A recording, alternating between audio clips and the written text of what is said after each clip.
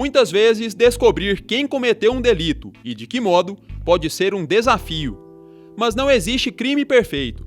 Os vestígios, ainda que invisíveis ao olho humano, existem, e a ciência pode ajudar a identificá-los. Química forense é o tema de hoje do Viver Ciência. Química forense é a química aplicada nos aspectos legais. Os químicos forenses auxiliam as polícias civis e a Polícia Federal na elucidação de crimes, como, por exemplo, os homicídios por armas de fogo. A gente consegue ver, por exemplo, quando uma pessoa ela atira com a arma, no momento da ignição ali da bala, há lançado ali uma pluma contendo metais, uma explosão. Então a mão do sujeito ele fica contaminado com resíduos de tiro. Então consegue analisar esses resíduos, que são basicamente chumbo, bário, antimônio. Então se consegue provar ali que aquele cara efetuou um disparo ou não efetuou um disparo. Mas a atuação da química forense não se limita às ocorrências policiais. Ela também é útil para detectar adulterações em combustíveis e bebidas, para fazer perícias em alimentos e medicamentos e identificar drogas ilícitas. As técnicas utilizadas nesses casos são bastante específicas. Desde reações, que são reações que provocam uma alteração de cor, e essa cor ela vai induzir ali a um resultado positivo. Por exemplo, o teste da maconha, você pode colocar lá o tiocianato, aí vai gerar uma coloração característica, você pode detectar. E além de técnicas um pouco mais elaboradas, que são as técnicas instrumentais. Como, cito aí, por exemplo, a cromatografia, que é amplamente utilizada nos laboratórios de perícia, o infravermelho, para fazer a identificação de uma banda e, consequentemente, fazer a identificação ali de um determinado alvo, a espectrometria de massas. Então, você prepara uma solução daquela substância, daquele pó misterioso, do pó branco, injeta no espectrômetro de massas.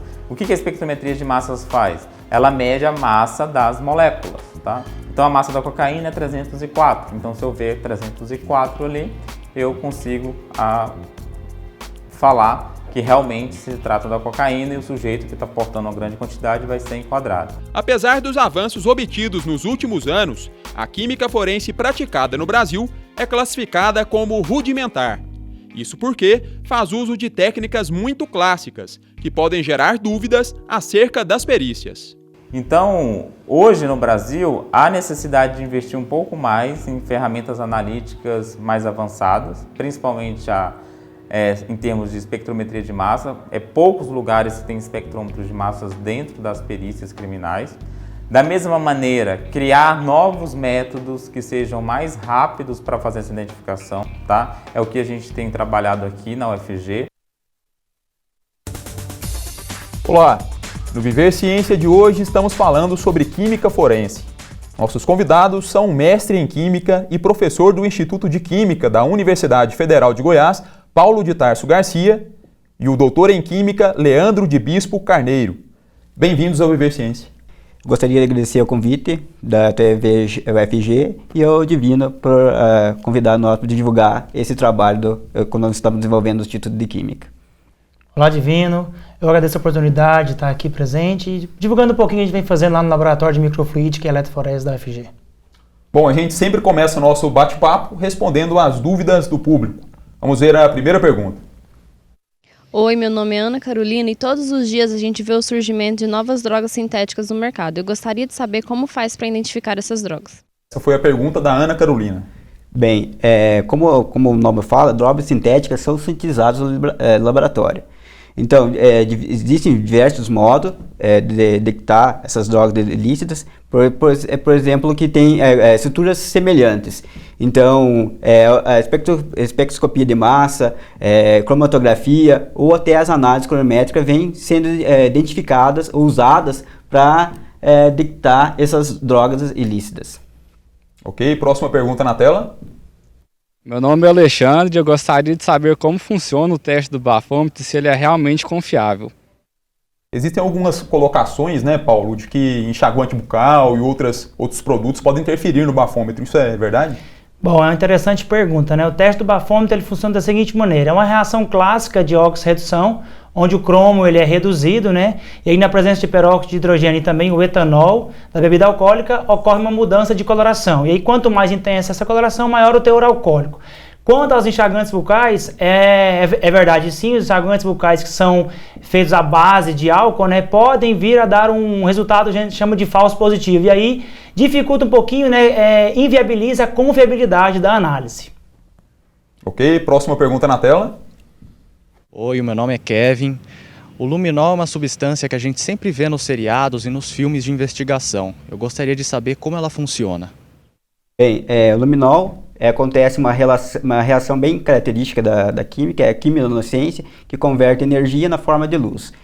O luminol é um sólido que contém grupos, átomos, tais como carbono, oxigênio, hidrogênio e nitrogênio, e que é diluído no peróxido de hidrogênio, ou seja, na água oxigenada.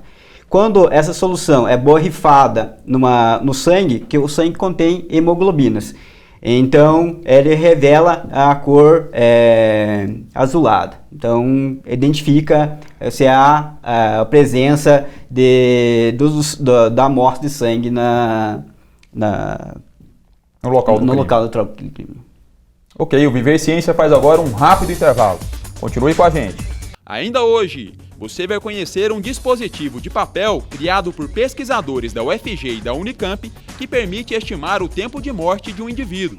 E no quadro Casulo de Ideias, Adalberto, Emily e Maria Cecília explicam como são feitas as investigações criminais.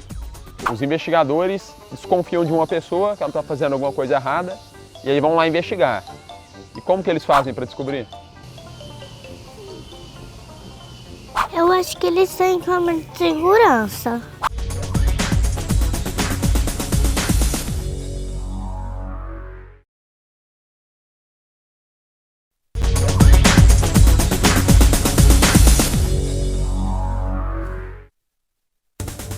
Estamos de volta com Viver Ciência, hoje falando sobre química forense. Aqui no estúdio comigo estão os químicos Paulo de Tarso e Leandro Carneiro. Uma das atribuições da ciência forense é determinar o tempo de morte de cadáveres e assim ajudar a polícia a eleger linhas de investigação criminal. Em contraponto às técnicas usadas atualmente nessa tarefa, pesquisadores da UFG desenvolveram um dispositivo analítico portátil e de baixo custo. Vamos conhecer melhor essa pesquisa. Pode parecer um contrassenso, mas a morte impõe ao corpo humano uma série de atividades. Uma delas é o acúmulo de ferro no globo ocular. E a partir da concentração desse elemento nos olhos, é possível calcular há quanto tempo o indivíduo morreu. Essa estimativa do intervalo de pós-mortem vai ser determinada com relação à quantidade de ferro que está dentro do morvítrio.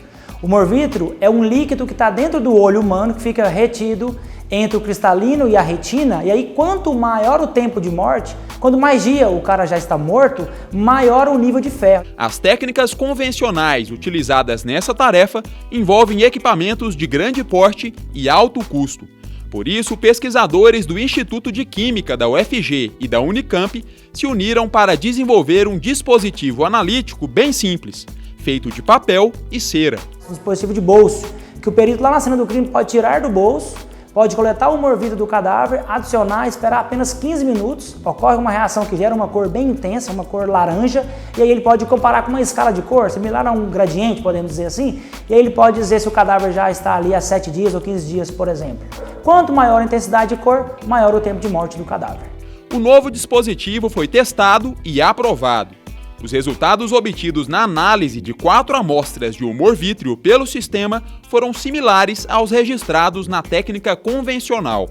Mas no quesito vantagens, o chip de papel sai na frente. Ele é de baixo custo, uma vez que usa apenas papel e uma impressora cera para ser fabricado. Ele é portátil, porque ele é bem pequeno, tem da ordem de 2 centímetros por 2 centímetros. Ele é descartável, colaborando assim para a química verde. Ele pode ser, após o uso, pode ser descartado no lixo comum.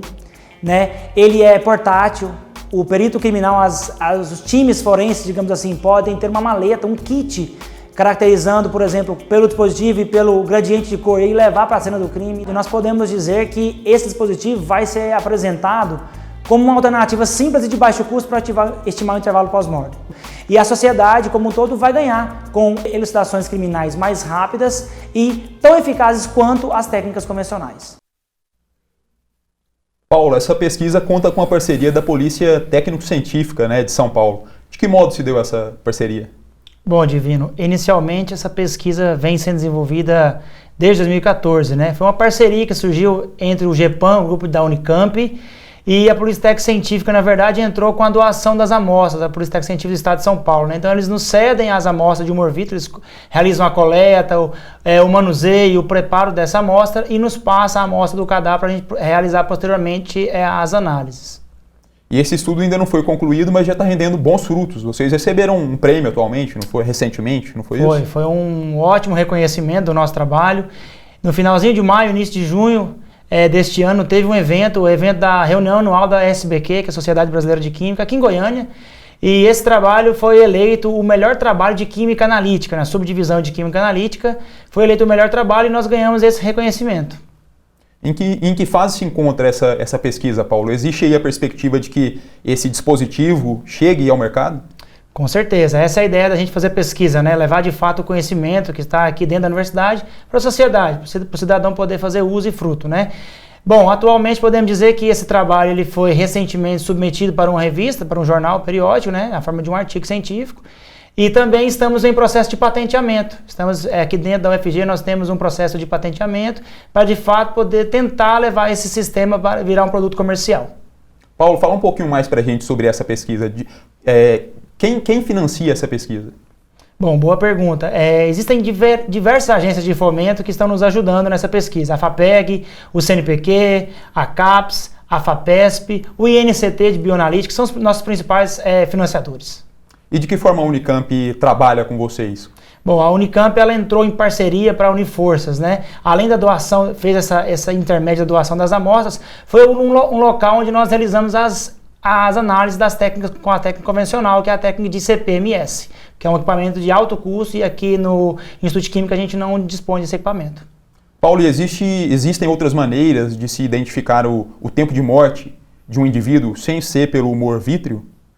Sim, o tempo de morte do cadáver ele pode ser determinado utilizando sangue, utilizando urina, ou seja, outros fluidos biológicos, né? Porém, o humor vítreo ele vem se destacando nos últimos anos. E aí, um trabalho recentemente publicado por esse grupo de pesquisa da Unicamp em 2014, nos chamou a atenção pela dosagem, né? Pela quantificação da quantidade de ferro no humor vítreo e assim poder correlacionar e falar o cadáver está morto há 7 dias ou há 10 dias, por exemplo. Ok. A ciência forense existe desde o século XIII, mas ganhou popularidade a partir dos anos 2000. E a responsável por isso foi a televisão, com um boom de séries sobre investigação criminal. A mais famosa delas é a CSI. Vamos conferir então alguns detalhes dessa série.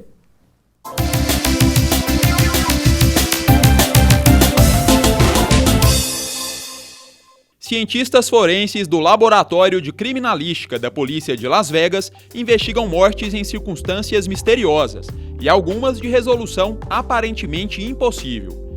Esse é o enredo de CSI, Crime Scene Investigation, seriado exibido pela rede CBS em 15 temporadas. A série conquistou diversos prêmios televisivos e alcançou sucesso mundial, com exibição em mais de 200 países, incluindo o Brasil. A polícia norte-americana não poupou críticas ao programa. Disse que a maioria dos laboratórios da vida real não possui os equipamentos mostrados na TV e que as análises não são tão rápidas. Mas os investigadores também reconhecem um fator positivo. CSI aumentou a sensibilidade do grande público para a preservação das cenas de crime. Fique ligado, o Viver Ciência volta já.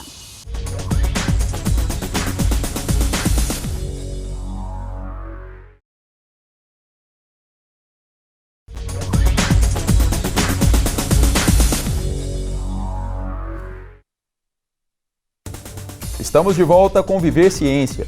O tema de hoje do nosso programa é Química Forense. Imagina aí, 6 crianças estão brincando na casa dos avós. Uma delas esbarra no jarro de flores do ano de 1950, que está na estante. O jarro cai e se quebra em vários pedaços. Não há testemunha ocular no ambiente, além das outras crianças. Como a avó fará então para descobrir quem foi o autor do crime? Essa é mais uma missão para o Casulo de Ideias. Nossos pequenos investigadores assumiram o caso. Olha só.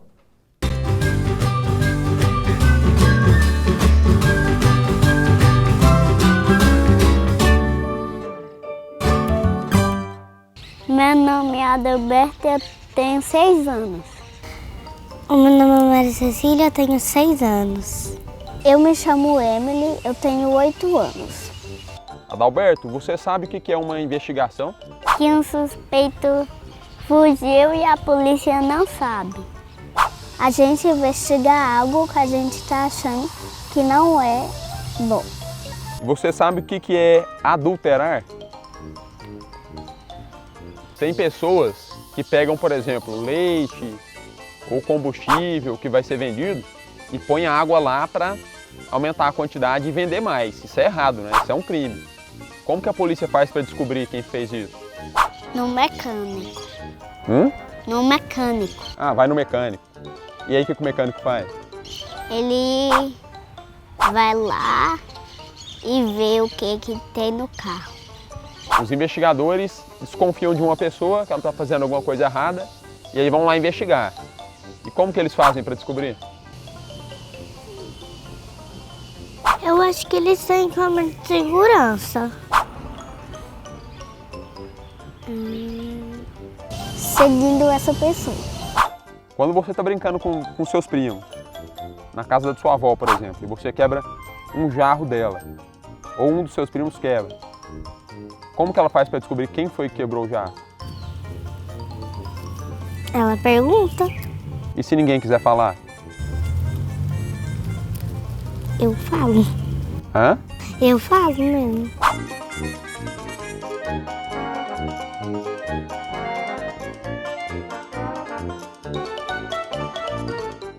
Leandro, a gente falou aí com as crianças então sobre adulteração de bebidas, né, de combustíveis. Vocês realizam essas análises lá no Instituto de Química, né? Sim. Que outros tipos de análises vocês fazem? Além dessas análises de combustível, de adulterantes, também nós fizemos a adulteração em leite, a balística, também utilizamos a química ambiental, utilizando metais pesados, também várias alternativas vêm sendo desenvolvidas usando um método rápido, simples, de baixo custo para poder beneficiar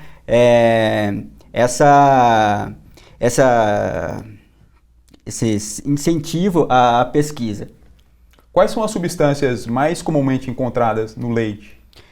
No leite, nós desenvolvemos uma pesquisa, desenvolvemos um dispositivo analítico de baixo custo em que nós pingava 5 adulterantes, uma região de quilométrico, 5 adulterantes, numa gota de leite, nós detectava 5 adulterantes. Por exemplo, nós colocamos peróxido de hidrogênio, que é água oxigenada, né, conhecido como água oxigenada, como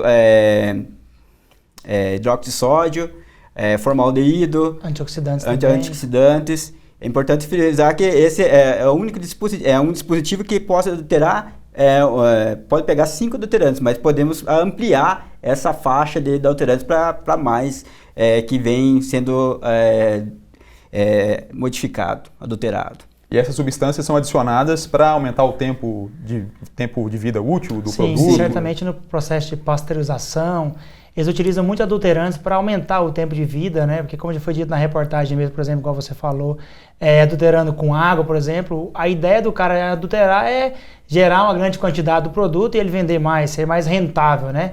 E também eles adicionam alguns reagentes para aumentar também a estabilidade. Além de ser mais rentável, aumentar a estabilidade para poder ficar mais tempo na prateleira, no caso do leite. E a ciência forense, ela não envolve só a química, né? Ela envolve uma gama de outros conhecimentos. Que conhecimentos são esses? Então, também eu desenvolvo, por exemplo, na área odontológica, na área ambiental, como eu falei, vários métodos envolvendo, por exemplo, no pós-mortem, outras... Sim, na área de toxicologia também vem sendo desenvolvido muitas pesquisas forenses, determinação de, por exemplo, o teste de doping, antidoping, por exemplo, muito dos atletas, né? Dos atletas são muito utilizados, por exemplo, eles usam sem mesmo saber alguns shampoos, alguns medicamentos diuréticos que não poderiam utilizar, ou talvez sabem que não devem utilizar e mesmo assim usam. Então assim, a toxicologia, a química ambiental, a parte também da odontologia é muito interessante, uma vez que ele pode ser utilizado a arcada dentária como amostra para fazer algumas investigações. Então assim, a ciência forense ela é uma ciência muito rica e ela não está só abrangente na química, ela é uma ciência interdisciplinar, precisa de unir forças, né, de todas as matérias, todos os conhecimentos, para ajudar no desenvolvimento de uma técnica mais simples, mais fácil. A gente falou agora há pouco sobre o leite, mas em relação ao combustível, quais são as principais irregularidades encontradas? Colocam um etanol, uma quantidade maior de... Por exemplo, na utilização da gasolina, coloca uma maior quantidade de etanol. Porque existe um percentual definido por lei, né, de etanol. E também a água também coloca com bastante quantidade de água. Esses são os principais adulterantes do combustível, por exemplo, da gasolina. Paulo, em relação ao futuro da química forense, como que você enxerga? Bom, com os avanços tecnológicos, esse desenvolvimento na química, principalmente a gente vive no nosso dia a dia, eu vislumbro um futuro muito promissor para a química forense, né? Por exemplo, no caso do pós-mortem, propriamente dito, a ideia da pesquisa é a gente desenvolver um sistema que o perito criminal pode ser utilizado lá na cena do crime. Além dele utilizar o gradiente de cor, como foi mostrado na reportagem, hoje todo mundo tem celular, né, Divino? E aí ele pode utilizar um smartphone, por exemplo, para capturar uma imagem de uma reação que gera cor, no caso do luminol gera cor, no caso do pós-mortem, é uma reação que gera uma cor característica. E ele tira uma foto com o auxílio do smartphone e um aplicativo analisa essa intensidade de cor gerada e já dá o resultado para ele na hora, na cena do crime, que a gente chama de point of care, que é o local que o cara precisa dar uma resposta ali imediata, e aí ele pode delinear as investigações dele, sejam ambientais, toxicológicas. Então assim, o futuro da química forense é muito promissor. Eu vislumbro que dentro dos próximos 10 anos, podemos dizer assim que a química forense vai mudar, vai deixar de utilizar esses equipamentos de alto custo, que não são portáteis, e vão passar a utilizar sistemas muito mais simples e até mesmo descartáveis. A gente vive aí atualmente um momento de aperto financeiro, né, corte de gastos, perspectiva de congelamento, né, de gastos. Gostaria de saber se essa questão preocupa vocês que fazem ciência, né, em relação às verbas que são destinadas para a ciência. Isso preocupa vocês? Com certeza. Hoje, infelizmente, a gente não faz muita coisa sem dinheiro, né? Na pesquisa é assim, nós precisamos das agências de fomento, existem as agências públicas, também existem empresas particulares que investem nas nossas pesquisas. Mas, logicamente, que esse cenário atual que o nosso país vem passando nos preocupa. Nós, como pesquisadores que estamos preocupados em desenvolver pesquisa de qualidade, nós não vamos conseguir desenvolver pesquisa de qualidade e levar, de fato, o produto para o mercado se não tiver investimento. Então, nos preocupa sim, e é a hora, eu acho que o país tem que se mobilizar e ver o que a gente pode fazer, porque todo mundo só tem a ganhar com o desenvolvimento de pesquisa de ponta, né? O Brasil precisa se despontar no cenário mundial. Leandro, gostaria de complementar? Vale ressaltar que esse investimento não é bem para nós, não é bem para o povo, que vai para a sociedade, né? Para a sociedade. Investir na pesquisa é interessante, pois vai investir na sociedade. E vale ressaltar também que o nosso dispositivo que nós estamos utilizando, que é dispositivos de baixo custo, uma análise rápida, e para que pode utilizar no dia a dia, no campo. Ok, e assim a gente encerra mais um Viver Ciência. Paulo de Tarso, obrigado por sua participação no nosso programa. Divino, eu que agradeço, muito obrigado, foi muito gratificante estar aqui e poder mostrar um pouquinho, né, para o público, até mesmo dentro da UFG, pouquíssimas pessoas têm acesso aos laboratórios de pesquisa, então eu agradeço a oportunidade. O laboratório de microfluídica, que é eletroforese, propriamente dito, situa-se no Instituto de Química e está de portas abertas para toda a comunidade conhecer e ver o que a gente faz lá. Muito obrigado. Obrigado também, Leandro Carneiro, pela presença aqui no estúdio. Obrigado, agradeço novamente o convite da TV UFG e o Divino também, novamente. Obrigado. E obrigado também a você que nos assiste, lembrando que você pode continuar acompanhando o Viver Ciência através do site, do Facebook e do canal no YouTube da TV UFG. Até a próxima!